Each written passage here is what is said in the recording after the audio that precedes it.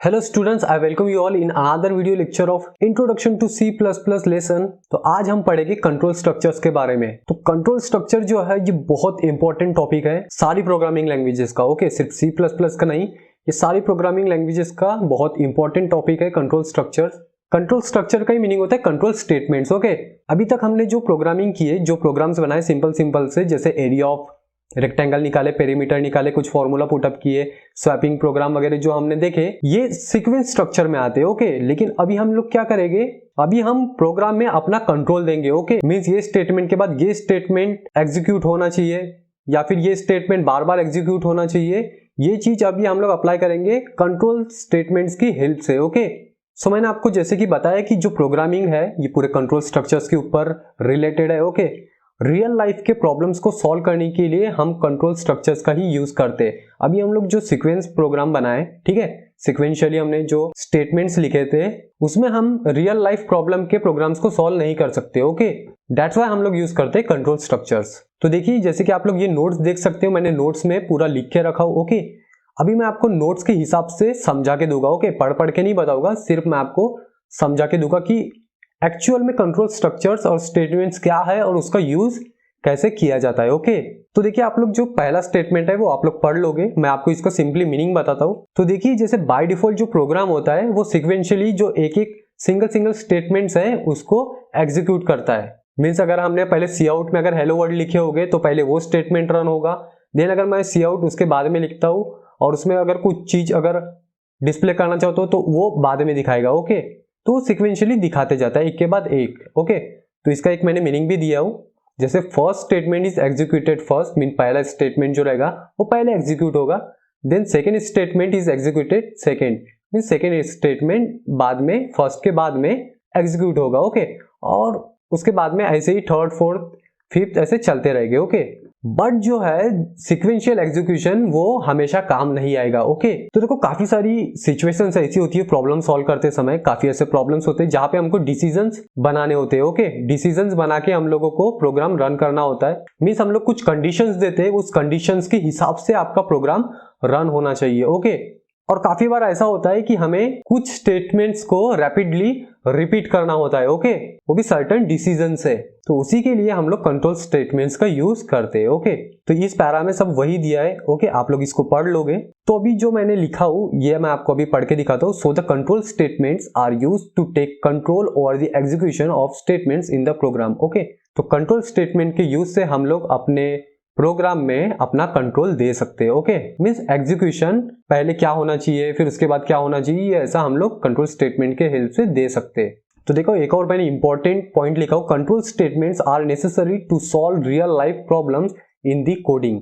इसका मीनिंग ये हुआ कि काफी सारी ऐसी प्रॉब्लम्स है जिसको हम लोग कंट्रोल स्टेटमेंट के हेल्प से ही सॉल्व कर सकते हैं। ओके, अगर मैं बात करूं अभी प्रोग्रामिंग की, तो प्रोग्रामिंग आपकी कंट्रोल स्टेटमेंट्स के बिना अधूरी है। ओके, जितने भी सॉफ्टवेयर वगैरह बने हैं सारे में आपका डिसीजन मेकिंग का यूज होता है, जिसमें आपके कंट्रोल स्टेटमेंट्स यूज होते हैं। ओके, तो हम लोग जैसे जैसे प्रोग्रामिंग में आगे बढ़ते जाएंगे हम लोगों को ये सारी चीजें समझ में आने लगेगी। ओके, तो अभी हम लोग देखते हैं कि हमारे सी प्लस प्लस में कितने टाइप के कंट्रोल स्ट्रक्चर्स दिए गए। Okay, so there are two types of control structures. First है सिलेक्शन स्ट्रक्चर, जिसको हम लोग ब्रांचिंग कहते हैं।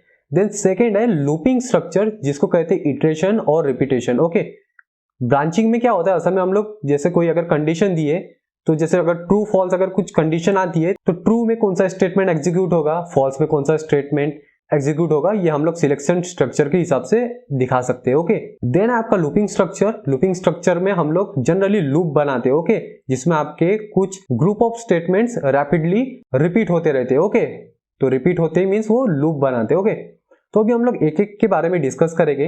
तो सबसे पहले हम लोग देखते हैं सिलेक्शन स्टेटमेंट्स के बारे में। ओके, तो देखिए, आप लोग जैसे पहला स्टेटमेंट पढ़ सकते हो, जो सिलेक्शन स्टेटमेंट्स है हम लोग उसको जनरली डिसीजन मेकिंग स्टेटमेंट्स भी कहते हैं। ठीक है, मींस हम लोग वहां पे कंडीशन देते हैं जो कि एक डिसीजन बनाता है। ओके, जैसे ट्रू फॉल्स वगैरह है ना, तो ये होता है आपका सिलेक्शन स्टेटमेंट। इसको और ब्रांचिंग स्टेटमेंट और कंडीशनल स्टेटमेंट्स भी कहा जाता है, ये चीज भी याद रखोगे। ओके, तो देखिए, इस पैराग्राफ को मैं आपको पढ़ के दिखाता हूं और इसका आपको मीनिंग भी बताता हूं। Okay, Here we test for a condition and based on the result of condition we execute certain group of statements। तो इसका मीनिंग क्या हुआ कि हम लोग सिलेक्शन स्टेटमेंट्स में सबसे पहले टेस्ट करते हैं कोई कंडीशन को। ओके, अगर कोई कंडीशन को हम लोग टेस्ट करते हैं तो उसके आधार पे हम लोग क्या करते हैं, स्टेटमेंट एग्जीक्यूट करते हैं। ओके, जैसे अगर कोई कंडीशन अगर ट्रू होगी तो उस ट्रू कंडीशन के लिए एक सर्टेन ग्रुप ऑफ स्टेटमेंट्स हम लोग एग्जीक्यूट करवाएंगे।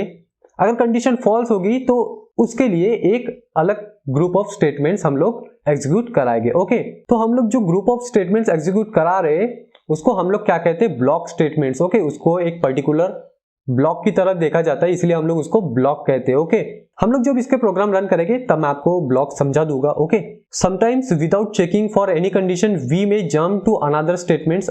इसके बारे में मैं आपको बाद में बताऊंगा। जंपिंग स्टेटमेंट्स के बारे में हम लोग जब पढ़ेंगे तब हम लोग इसके बारे में भी जान लेंगे। ओके, कभी कभार क्या होता है कि हम लोगों को कुछ स्टेटमेंट्स को एग्जीक्यूट करते समय इमीडिएटली वहां से जंप करना होता है दूसरे स्टेटमेंट्स में। ओके, तो ये वही दिया है, इसके बारे में हम लोग बाद में डिस्कस करेंगे। तो ये हो गया आपका सिलेक्शन स्टेटमेंट्स। इसमें हम लोग क्या करते हैं, जनरली कोई कंडीशन चेक करते हैं, कुछ चीज टेस्ट करते हैं और उसके बेस पे हम लोग क्या करते हैं, स्टेटमेंट एग्जीक्यूट करते हैं। ओके, तो देखिए आपको C++ में कौन कौन से सिलेक्शन स्टेटमेंट्स दिए हैं इसके बारे में अभी हम लोग डिस्कस करते हैं। ओके, तो इसमें आप लोग पहला देख सकते हो, इफ स्टेटमेंट दिया है। मैंने आपको कुछ वीडियोस में बताया उस इफ स्टेटमेंट क्या होता है। ओके, अभी तो मैं आपको फिलहाल इसके बारे में कुछ ज्यादा नहीं बताता, ठीक है, सिंपल मैं आपको इसके बारे में इन्फॉर्म कर देता हूं। जैसे पहला इफ स्टेटमेंट है। ओके, तो देखिए आप लोगों को पहला जो है इफ स्टेटमेंट है। इफ स्टेटमेंट में ये कुछ 4 टाइप के स्टेटमेंट्स है, ये यूज होते हैं। जैसे सिंपल एक इफ स्टेटमेंट होता है, वो यूज होता है।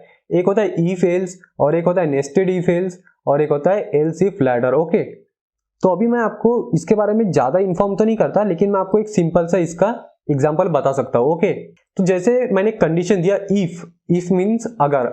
ओके, अगर ये कंडीशन ट्रू होती है तो मुझे ये स्टेटमेंट को डिस्प्ले कराना है। ओके, मींस अगर हम लोग इफ लिखते हैं और इफ के आगे में कोई कंडीशन देते तो उसका रिजल्ट एक तो ट्रू हो सकता है या फिर फॉल्स हो सकता है। ओके, तो अगर इफ स्टेटमेंट में हम लोग अगर कुछ भी कंडीशन देते हैं तो इफ के यूज से हम लोग ये बता सकते हैं कि अगर कोई कंडीशन ट्रू होती है तो कौन सा स्टेटमेंट एग्जीक्यूट होगा। ओके, तो जैसे अगर मैंने लिख दिया इफ और कोई कंडीशन दे दिया और उसके नीचे एक ब्लॉक बना दिया जिसमें मैंने स्टेटमेंट लिख दिया कोई भी, तो अगर कंडीशन ट्रू होगी तो उसके बाद का स्टेटमेंट डिस्प्ले हो जाएगा। ओके, देन है इफ एल्स। इफ एल्स का मीनिंग होता है कि अगर इफ में अगर मैंने कोई कंडीशन लिखा हो, ठीक है, अगर वो ट्रू होती है तो उसके बाद वाला जो ब्लॉक है वो एग्जीक्यूट होगा, और अगर सपोज वो कंडीशन अगर फॉल्स हो जाती है तो एल्स वाला जो ब्लॉक है मींस एल्स वाला जो पार्ट है वो डिस्प्ले होगा। ओके, तो देखिए हम लोग जब प्रोग्राम रन करेंगे तो आप लोगों को ये चीजें समझ में आने लगेगी।